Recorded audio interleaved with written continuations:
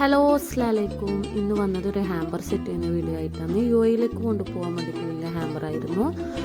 അതിൽ 2 ടീഷർട്ട്, ഒരു A4 frame, ഒരു മാജിക് മഗ്, ഒരു വാലറ്റ്, ഫുള്ളി കസ്റ്റമൈസ്ഡ് ആയിരുന്നു. എങ്ങനെയുണ്ടോയെന്നൊന്ന് നോക്കിയാലോ.